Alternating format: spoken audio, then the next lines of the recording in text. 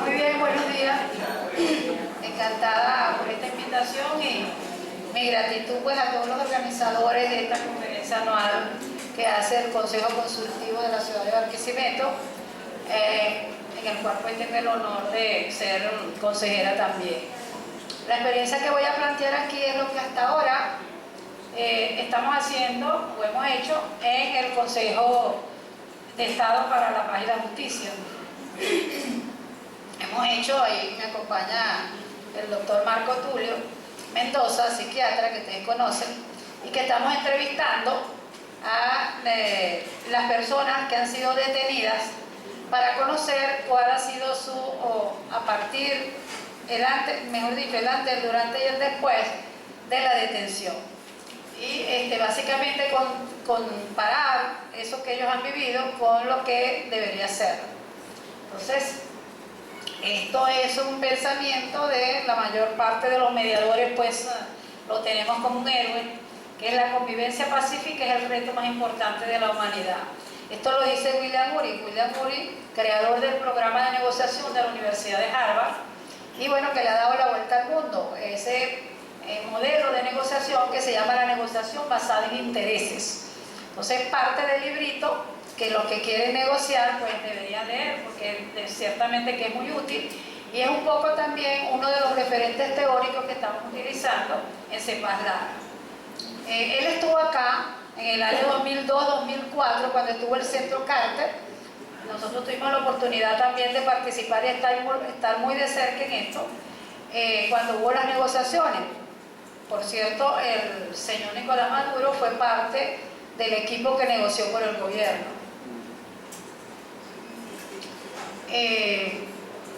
Para nosotros es importante entender desde la perspectiva de la mediación, que es nuestro referente teórico también, que la violencia, como dice Marshall Rosenberg, es la expresión trágica de necesidades insatisfechas.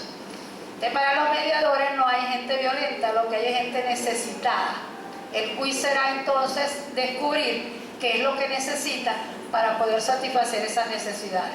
Y hay muchas teorías acerca de por qué la gente o qué hacer para que la gente haga lo que uno quiere que haga. Y tenemos pues muchas teorías acerca de lo que es la motivación. Entonces, para los mediadores es importante este concepto.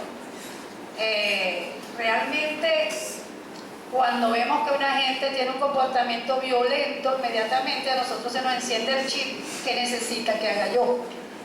Y si yo logro descubrir, porque estoy muy atenta, porque escucho con los 5 sentidos, pudiera de alguna manera canalizar esa violencia de manera constructiva.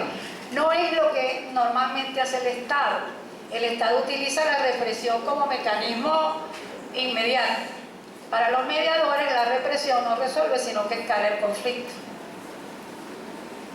Nosotros tenemos aquí en Lara, en el periodo abril-agosto, 237 personas detenidas en manifestaciones o en el marco de las manifestaciones, porque ha habido personas que se las detienen porque vieron la guardia, corrieron, pero no estaban manifestando. Sin embargo, nosotros estamos computando acá solamente las personas que fueron detenidas. De ese monto, de ese número, 143 detenidos han sido defendidos por CEPAS-LARA, que es el Consejo de Estado para la Paz y la Justicia. 61 procesados por otras organizaciones, en las cuales está Foro Penal, Vino Tinto, así que recuerden, y 33 personas por abogados privados. Hay una situación que se está presentando y de verdad que nos da mucho pesar, porque algunos de estos abogados, algunas de estas organizaciones están abandonando a los procesados. Y nosotros hemos tenido que ir pues recogiéndolo, porque esos juicios no terminan. O sea, cuando una persona la detiene, la Fiscalía precalifica su conducta, va al Tribunal de Control, y el Tribunal de Control lo que hace es pronunciarse sobre si la detención es o no legal, pero el juicio continúa. Y aunque le den medidas sustitutivas de libertad, como régimen bajo presentación cada cierto tiempo, pues sin embargo hay que terminar esos juicios, la cosa no quedó allí.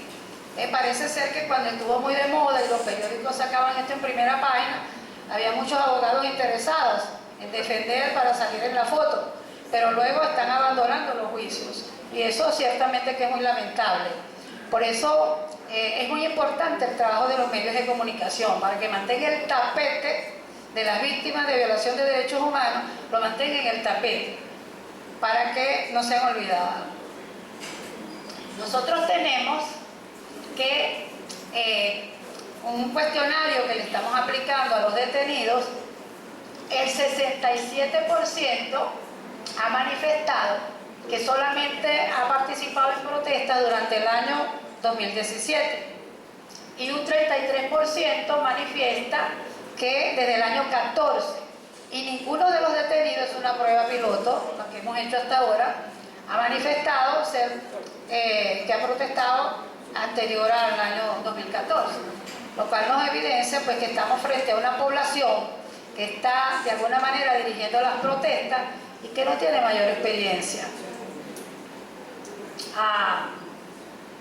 Esto ciertamente que es muy preocupante. El 50% de las personas entrevistadas manifestó que no estaba manifestando para el momento cuando lo aprendieron. ¿Qué sucede en esos casos? La gente veía a la Guardia Nacional que venía, la gente corría porque tenía miedo, y bueno, al primero que agarraba, igualito la Guardia Nacional se lo llevaba, o que en ese momento estuviera reprimiendo la represión, fundamentalmente la Guardia Nacional. Y solo un 50%, o sea la mitad, manifestó que sí, que efectivamente para el momento cuando lo aprendieron estaba manifestando. Bueno, que se había participado en manifestaciones anteriores o no, pues el 58% dijo que sí. Aquí, como ustedes ven, las diapositivas tienen unos números que son 24 preguntas, pero por supuesto que yo me traje nada más algunas que son muy significativas, porque no daría el tiempo para comentar cuáles fueron los resultados, ¿no? Preguntamos, que es el tema que a mí me interesa, el tema de cuál ha sido el impacto psicosocial, pues lo está haciendo el doctor Marco Tulio para un libro que nosotros estamos haciendo como parte de esa memoria histórica para lidiar con el tema de la violación de los derechos humanos.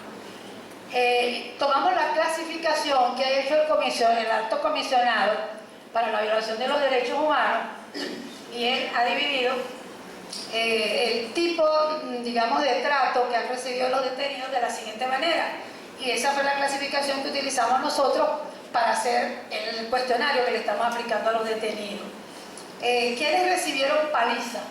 Cuando hablamos de paliza, hablamos de golpes con tubos, combates con casco, fracturas de costillas, tobillos, piernas y fisuras en algunos órganos. Nosotros tenemos acá que los que han recibido paliza, un 33%.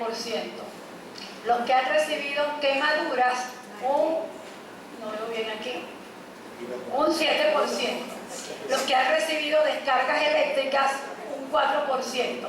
Los que han recibido gas lacrimógeno combinado con cualquier cosa, con pimienta, con sustancias picantes, gasolina o semejante,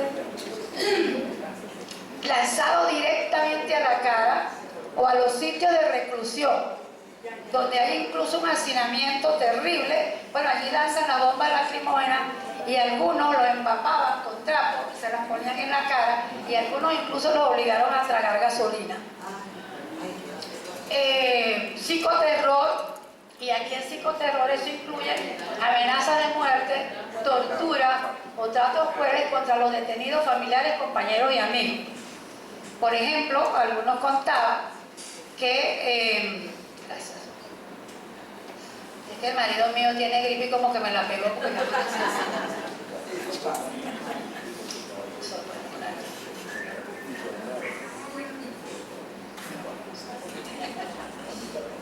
Entonces, por ejemplo, subían los muchachos a las azoteas de los edificios donde estaban reprimiendo, y allí los amenazaban que si no daban los datos no se entregaban y no delataban a sus compañeros, y a las cabecillas los iban a tirar de allí, desde la azotea.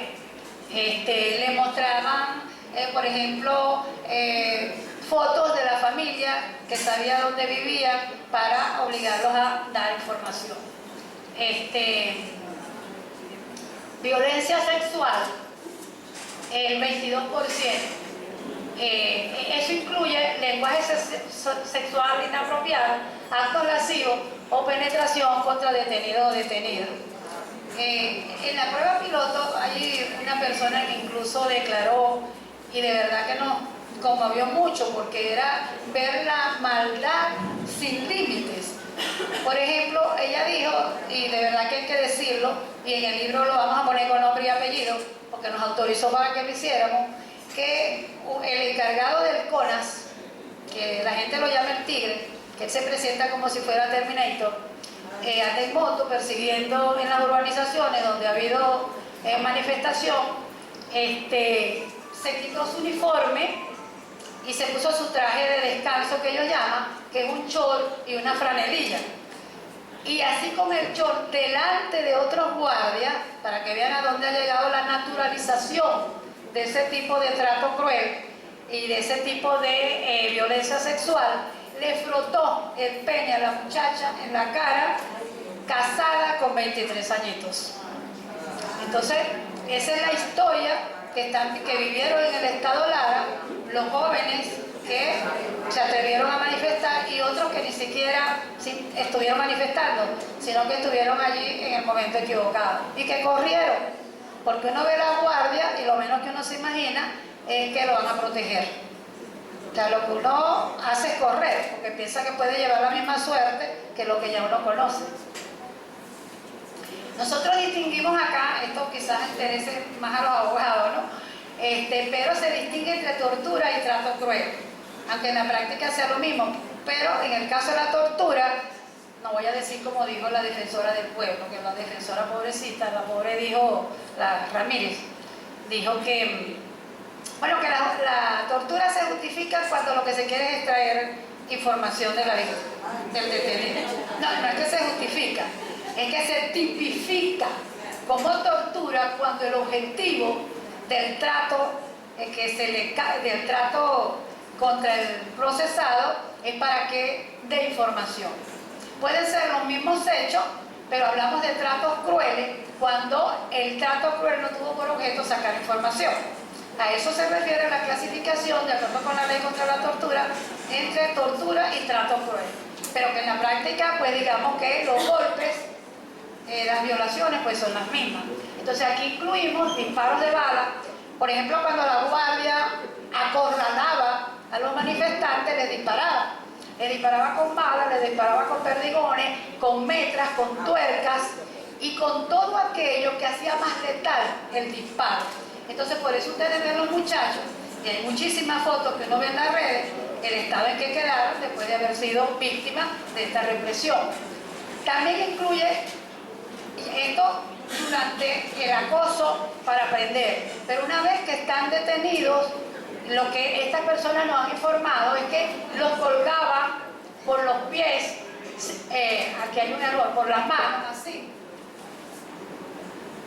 Y ellos tocaban con los pies apenitas el piso.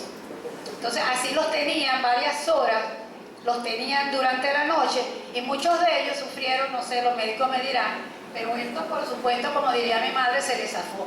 Incluso la cosa fue tan dramática que hubo uno que el daño fue tan severo que inclusive empezó a botar pus por aquí de todo el daño que eso le produjo, ¿no? Bueno, colgados también por las manos con esposas o con tiraje tan apretado que algunos de ellos nos comentaban que habían perdido la sensibilidad producto de la inflamación por lo duro que le ponían el tiraje, que no solamente eran esposas, sino que también los amarraban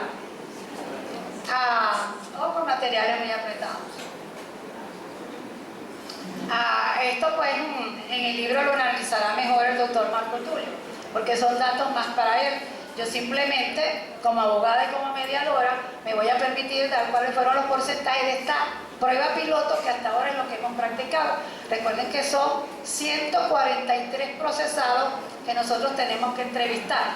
Solamente las defensas penales que ha llevado Separlar. Los otros casos, que son 237, los llevan otros abogados. Para nosotros no es fácil acceder a los casos que llevan otros abogados, porque incluso con los que llevamos nosotros nos cuesta, porque tienen demasiado miedo. Tenemos que irlos a buscar, tenemos que irlos a llevar, tenemos que convencerlos. La mayoría de ellos siguen colchados porque el acoso sigue. Incluso ya en este mes hemos tenido conocimiento de algunas personas que han sido detenidas, porque claro, los que detuvieron previamente han dado muchísima información. Entonces ya ellos de alguna manera los tienen precisado y van directo y se lo llevan detenido. Esto está ocurriendo y hay que mantener en alerta a los muchachos para que se guarden, porque lo están haciendo. ¿Qué cambios han experimentado estos muchachos que nosotros hemos entrevistado? Bueno, han experimentado un 9% sienten que se han vuelto más violentos, un 37% que ahora son más agresivos, un 27% que su humor ha cambiado y un 27% que ahora lloran con mucha frecuencia, producto de toda la situación a la que fueron expuestos durante su detención. ¿Qué síntomas físicos han experimentado después de la detención? Han experimentado un 19% síntomas respiratorios, o sea, como la impresión de que se asfixian, sudoración excesiva, un 3%, apatía, un 25%, si no quieren hacer nada, no les provocan nada, lo que se quieren es ir del país. Y lo que nos están pidiendo, imagínense ustedes, que les ayudemos a conseguir el pasaporte. Y que les ayudemos para comprar su pasaje o que lo saquemos del país. Entonces imagínense el estado en que están estos muchachos, ¿no?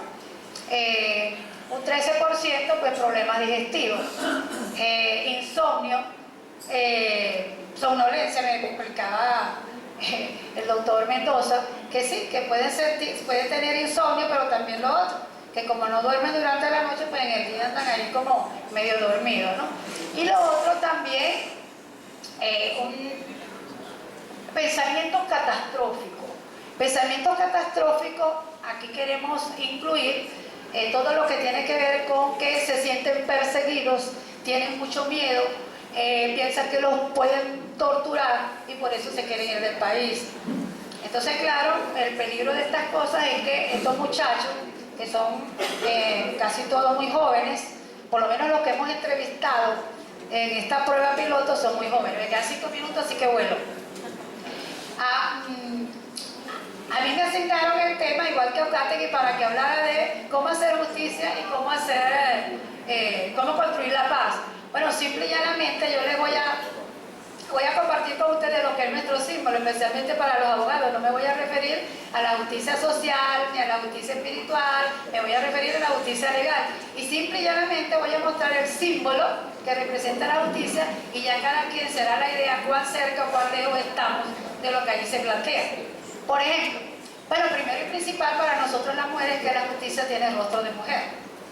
Así que muchas gracias por haber pensado ese símbolo con respecto a nosotros, lo cual científicamente se está probando y ya no voy a adelantar. Que tiene los ojos tapados y es porque debe aplicarse sin mirar a quién. Ya nosotros sabemos que se le aplica la disidencia política y no a la otra. Que sostiene en sus manos una balanza y una espada. La balanza para, de este lado, de acuerdo con los argumentos y las pruebas, tomar decisiones. Nosotros sabemos que eso no está pasando. Que no valen ni argumentos ni valen pruebas, que lo que vale es una ideología para ver qué conviene y qué no conviene al gobierno y en función de eso pues se dicta la sentencia. Una espada para castigar con mano dura a quienes lo merezcan. Nosotros sabemos que se está castigando con mano dura fundamentalmente a la disidencia política. En la antigüedad pues me gusta mucho el concepto de Kant.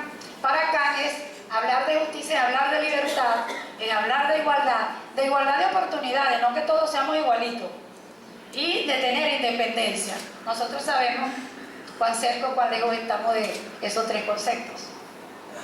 Aquí hay un concepto de las Naciones Unidas.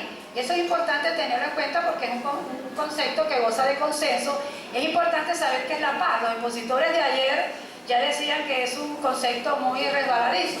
En realidad es una palabra muy gorda y cabe de todo, porque depende también con el cristal con que usted mire la cosa.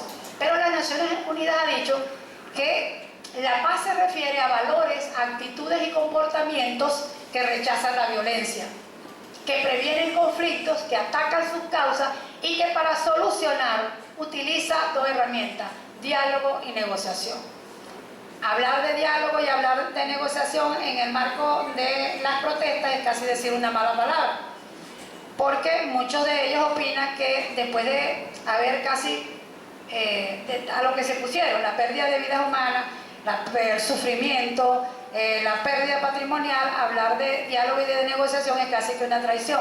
Pues no, señores, nosotros como comunidad necesitamos auspiciar que esas son las herramientas, pero entendiendo el diálogo como el hábitat natural para la comprensión, para ver cuáles son los intereses de cada parte y ver en qué medida se puede satisfacer cada uno. Por ejemplo, uno percibe que lo que le interesa al gobierno es poder tener acceso a financiamiento. Bueno, eso es una necesidad. Uno percibe que a la oposición le interesa tener un poder judicial, por ejemplo, en el caso de los presos políticos, que sea imparcial. Nos interesa tener separación de poderes, nos interesa tener libertad, nos interesa tener medicina, nos interesa tener alimentos. Bueno, eso, aunque sea un derecho constitucional y aunque esté previsto en 1000 leyes, de todas maneras hay que hablarlo, porque a veces cara a cara uno puede convencer. Imponer es muy difícil, más cuando una de las partes no tiene el monopolio de la violencia, ni tiene fusiles, ni tiene como imponerse al otro, salvo que es mayoría. Y ese es el terreno que mejor nos conviene. Es decir, jugar en el terreno al cual al gobierno le conviene, que es el de la violencia, pues la experiencia nos ha mostrado que no es el camino que más nos conviene. Y los resultados que estamos viendo, incluso con los que estuvieron allí en el ojo del huracán, pues lo están demostrando. Hablar de paz es hablar de un proceso en permanente construcción, porque estamos hablando de valores, de actitudes y de comportamiento. De manera que decir, no, tenemos que buscar la paz, alcanzar la paz, pues como que no luce muy bien. En cada espacio, en cada momento, en cada instante, es así como la felicidad. En cada relación uno puede trabajar para que esa relación sea pacífica, porque se trata de eso. Se trata incluso de creencias. ¿Cómo cambio las creencias? ¿Qué tengo que hacer? ¿Cómo tengo que trabajar? ¿Cuánto tengo que trabajar para que una persona que crea que la vía para resolver las cosas es caerse a plomo? Hay una regla de oro que siempre me ha gustado comentar. A lo mejor en mi condición de cristiana hago mucho énfasis en esto. Y que para los cristianos, ¿qué dice la Biblia? Y estos son ideas para construir la paz. Como queremos que Dios haga justicia con nosotros, nosotros tenemos que hacer con los demás. ¿Y qué dice la Biblia reiteradamente? Que seamos generosos y compasivos. Entonces, tener compasión con todos no es fácil. Tener compasión incluso con Diosdado, incluso con él. Bueno, eso es lo que dicen los libros sagrados. También para los judíos. La Torah dice, no hagas a nadie lo que no te gusta a ti. El Corán del Islam, ninguno de ustedes es verdadero creyente si no desea para su hermano lo que desea para sí mismo. El hinduismo, que tiene varias corrientes, pero digamos que esta es la mayoritaria, no hagas a los demás lo que te causaría dolor si te lo hicieran a ti. De manera que ahí tenemos unas reglas de oro para construir la paz y construir la justicia. Porque la justicia no es solo la judicial, que es el informe que más se maneja. La justicia también, el artículo 253, habla de los medios alternativos. Y dentro de esos medios alternativos de justicia estamos nosotros los ciudadanos para hacer justicia. Y nosotros podemos utilizar en cada contexto donde nos desempeñemos, podemos usar la negociación, podemos utilizar la mediación, podemos utilizar la conciliación y no la imposición, y no en la justicia judicial, la que se hace en los tribunales. También la UNESCO ha dicho que las guerras nacen en la mente. Entonces hay que trabajar con creencias si queremos quitar la creencia a favor de la guerra. Pero también dice que es en la mente de los hombres, no en la mente nuestra. Y eso, que pudiera parecer gracioso, cada vez uno lo está comprobando más en la medida en que uno investiga. Y dice que entonces es en la mente donde deben erigirse los baluartes de la paz. Fíjense ustedes, nosotros tenemos acá la clasificación por sexo, ¿verdad?, de las personas que han sido detenidas, lo cual significa o que estaban en manifestaciones o que las agarraron allí. De ese universo, 215 hombres y apenas 22 mujeres. Lo cual sí es verdad que hay que trabajar la paz más con los hombres. No quiero decir que no con las mujeres. Pero vamos a ver datos también que dicen que lo que trabajamos por la paz necesitamos incorporar mucho a las mujeres. En la ONU, ese es uno de los planteamientos. Cuando dan cuáles deben ser los estándares en materia de mediación.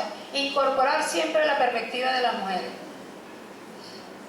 Gandhi lo conocemos todo, lo voy a pasar por alto por el tiempo, pero es importante que todo proceso de construcción de la paz sea un culto a la verdad como estilo de vida y que el resultado siempre apunte a que haya justicia, a que haya inclusión, a que haya reparación y a que haya paz. Tenemos a John Paul Lederach, que también trabaja con este tema, y él dice que en la medida en que tengamos más educación, es decir, alcanzamos un concepto más claro de lo que es justo y de lo que es injusto, y que obviamente uno va a la confrontación. ¿Y esa confrontación para qué? Para lograr un cambio, para lograr relaciones equilibradas, para que haya mayor aumento de justicia, y en eso estamos. ¿El dilema cuál es? Nos vamos a la resistencia violenta, armada, vamos a la negociación y acuerdo, y en esos procesos de negociación y acuerdo buscar lo que Lederach llama los quienes estratégicos, que son esas personas de los distintos partidos con los cuales se puede hablar. No podemos hablar solamente entre los que somos oposición, tenemos que buscar a los quienes estratégicos del gobierno que también pudieran ayudar en la construcción de la paz. Aquí tenemos algunas herramientas que... queda un minuto, voy volando. Bueno, dice que la participación de la gente es vital para los procesos de construcción de paz. Tenemos que involucrar a la gente. Tenemos que aprovechar la capacidad de los actores no gubernamentales, las organizaciones no gubernamentales. Tenemos que incorporar siempre la perspectiva de la mujer. Y tenemos que incorporar la perspectiva de la diáspora, la gente que se ha ido, porque también está trabajando en el exterior y también aprende mucho y pudiera ayudarnos mucho, entonces no olvidarlo. Estar abiertos a las críticas, porque estos son procesos permanentes de construcción, a las sugerencias, ser audaces, imaginativos, compasivos y justos, para ver la cosa con compasión, escuchar. Eso es muy importante. Nosotros tenemos acá reuniones, pues teníamos durante los encuentros ahí entre la Fuerza Armada y la oposición, sobre todo con la gente de la resistencia, escuchar. Ahí estoy yo escuchando lo que ellos tienen que decir. A veces no tenía muchas cosas buenas que decir en mi presencia, porque claro, CEPANAR es una organización creada por la gobernación y algunos de ellos pues piensan que Henry, el gobernador, no había sido lo suficientemente solidario. Ahí estamos con la comunidad escuchando y ellos nos están mostrando toda la artillería que usaban los cuerpos armados contra ellos. Esto es muy importante también, incorporar la iglesia. Ahí estamos hablando con la Guardia Nacional, eso ya cuando la imagen quedó tranquilita, porque previamente ahí lo que hubo fue plomo parejo.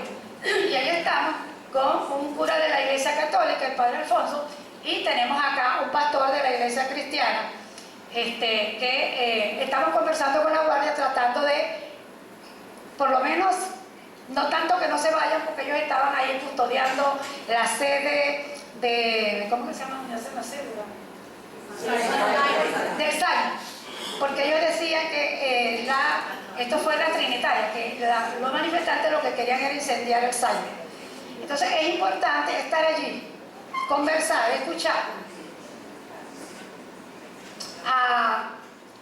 ¿Qué recomendaciones podríamos hacer de acuerdo con todos estos referentes teóricos?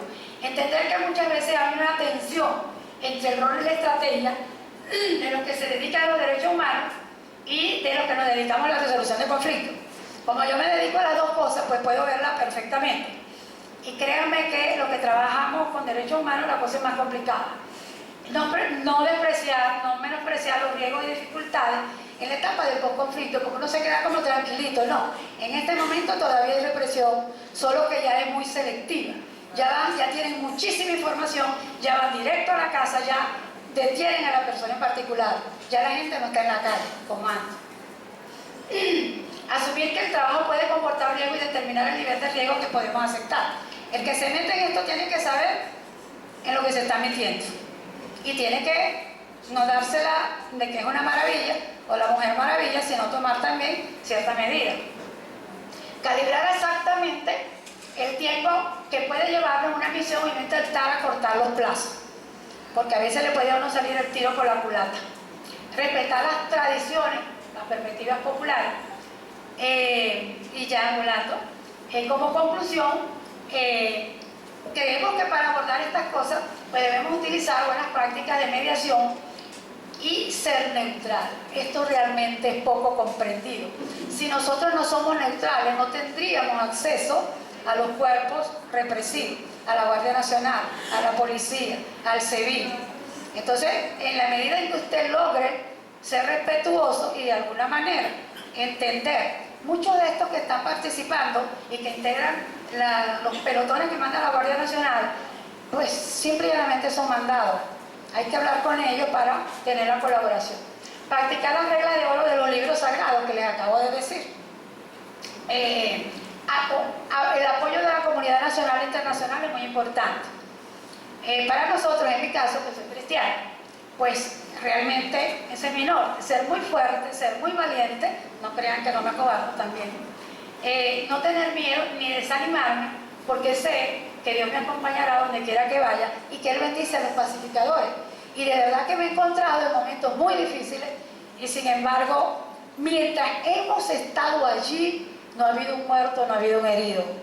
Por eso nosotros pensamos que la comunidad debe acudir cuando hay estos enfrentamientos entre la Fuerza Armada y la población, pero obviamente que una comunidad bien adiestrada para saber hasta dónde puede meterse, cuándo puede meterse en estos brochos. Y quería terminar, me hubiera gustado pues detenerme más en los resultados que estamos obteniendo de la investigación que se está haciendo. Lo que dice Martin Luther King, que hemos aprendido a volar como los pájaros, tenemos aviones, tenemos supersónicos, a nadar como los peces, tenemos también submarinos, pero no hemos aprendido el sencillo arte de vivir como hermanos. Entonces esto es importante que lo tengamos en cuenta. Perdonen que me haya ido así a millón, pero realmente lo que más me interesaba era presentarle los datos que estamos obteniendo en una investigación que estamos apenas comenzando. Muchísimas gracias.